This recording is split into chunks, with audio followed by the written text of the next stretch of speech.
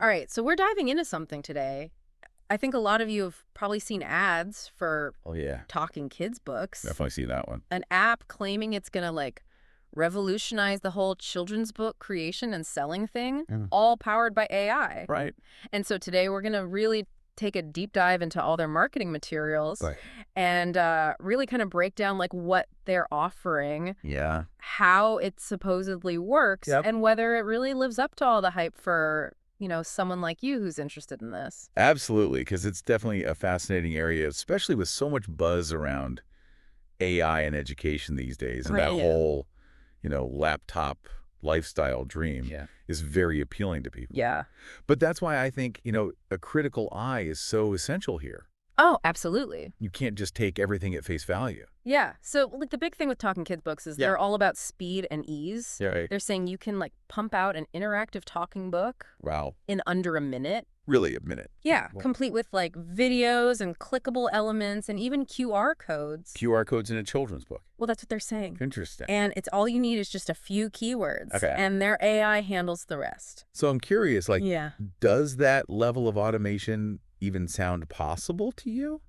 I mean, I don't know. It sounds a little It's a little wild. far-fetched. Yeah. And that's where I think things get really interesting, right? Mm. Because the technology to do that kind of rapid content generation, Right. it does exist. Okay. But the question is the quality Yeah. and the depth that you can really get Right. in 60 seconds. In 60 seconds. Like, yeah. think about what goes into a good children's story. Yeah. The pacing, the Yeah. word choices, the illustrations. Right. Can an AI really replicate that? Yeah, that's what I'm wondering too. And then they've got all these like examples they showcase, like, Uh-huh. you know, Romney Nelson, who's supposedly making over $10,000 a month on Amazon KDP. Okay. Using Talking Kids books. Yeah. And then there's Isabella making $64,750 a day. A day. Yeah, through Etsy and Kobo. Wow, that's a lot of books. I know, right? Every day. So, Yeah. I mean, those numbers, they definitely grab your attention. For sure. But it also makes me a little skeptical. I mean, yeah, I think those figures are very tempting to believe, but they're often what we call outlier marketing. Outlier marketing? Yeah, they're showcasing like the absolute best case scenario, Right. often without, you know, giving you all the context. Right. Or any proof, really. Okay. It's like saying someone won the lottery using this pen, so you should buy it too. Right, exactly. Like it doesn't quite add up. So beyond the hype then, Yeah. what should someone actually be looking for if they're considering this? So instead of focusing on, you know, a few individuals and what they're supposedly earning, Oh. I would really dig deeper into the AI itself. Okay. Like, what kind of language model are they using? Ah. How does it handle different genres, you know, different age groups? Yeah.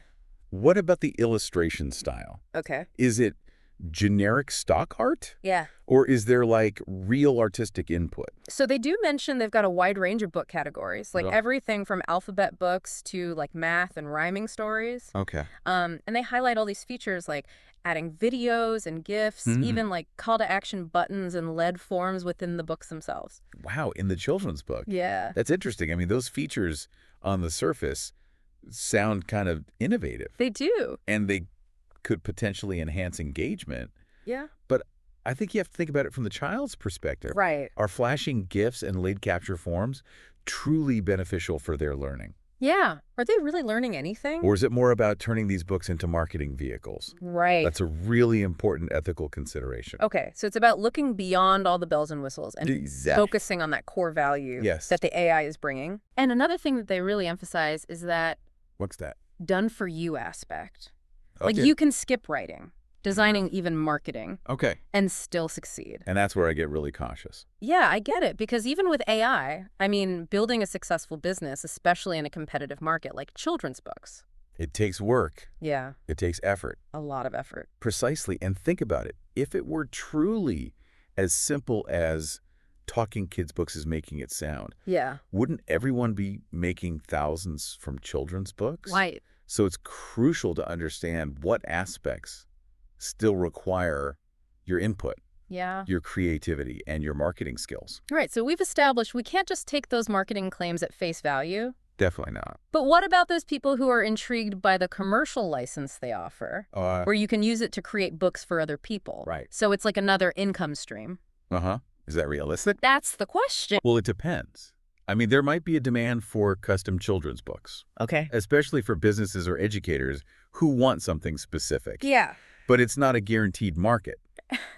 So instead of getting swept up in all these income streams, I should be asking, Yeah. is there even a market for this specific content? Absolutely. And how does Talking Kids Books stack up against other tools out there? Okay. Are there competitors offering similar features, Right. but maybe with a greater emphasis on educational value or creative control? Okay, so comparing is crucial. Very crucial, yeah. So it seems like the key takeaway here is to approach Talking Kids Books with like a healthy dose of curiosity Yes, and skepticism. absolutely. Don't just accept what their marketing tells you. Well said. Think for yourself. Yeah. Think about it this way. You're not just buying software. Right. You're investing in a potential business, Mm-hmm. and that requires really informed decision-making. And you mentioned comparing Talking Kids Books to alternatives. Yeah. That's actually a great segue to our next point. Okay. So let's take a closer look at that competitive landscape and see how Talking Kids Books measures up. Sounds good. We'll be right back. All right. So before we really get into like comparing Talking Kids Books to these other platforms, Yeah. I think it's helpful to look at like a specific example Okay. of the content they're generating. Mm-hmm. They talk a lot about alphabet books. Right. So let's say you wanted to create an alphabet book Yeah, okay. using Talking Kids Books. Yeah. What kind of quality could you realistically expect?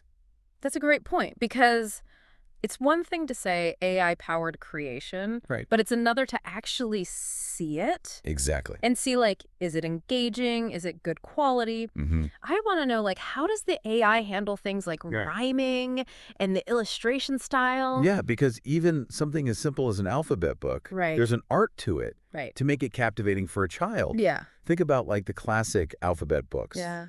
Chicka Boom Boom, or Mhm. Eating the Alphabet. Mm-hmm. There's a rhythm to them. Yeah.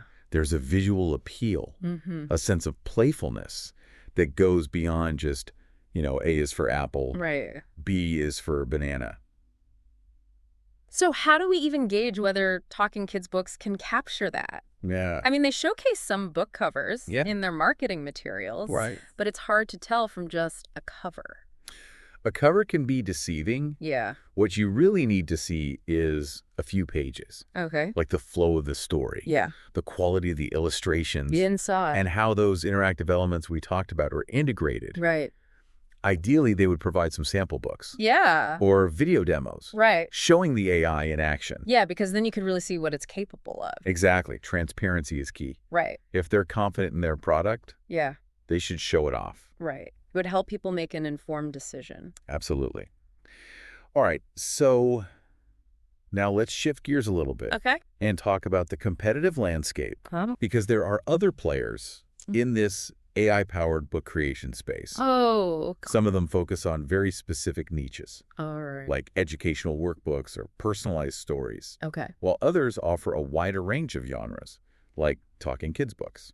So do any of these alternatives stand out as like Yeah. having a more robust or ethical approach That's a good question. to this AI-generated content? Yeah, some platforms really emphasize human oversight Okay. in the content creation process. Oh, okay. So they might use AI for like the initial draft, Okay. but then they have experienced children's book authors Okay. or illustrators Got it. come in and refine and enhance the output. So it's like a hybrid approach. Exactly. Okay, interesting. And I think that could potentially address some of the concerns we've raised Yeah, about quality and originality. it sounds promising. I Yeah. think finding that balance between Yes, AI assistance Hmm. and human creativity. absolutely. What about the business models? Because Talking Kids Books pushes selling on Amazon KDP, Right. affiliate marketing, even creating subscription services.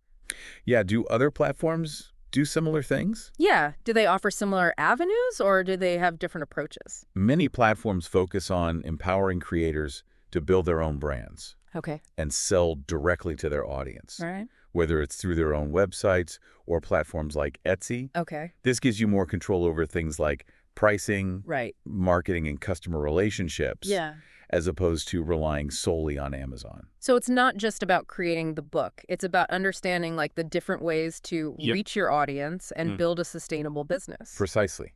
And that's where the research comes in. Right. Take the time to explore different platforms, Yeah. compare their features, Okay. their pricing models, their marketing support. Okay. Look for reviews, testimonials from other creators. All right. So it really all comes back to we Yeah. need to approach Talking Kids books and really any AI tools.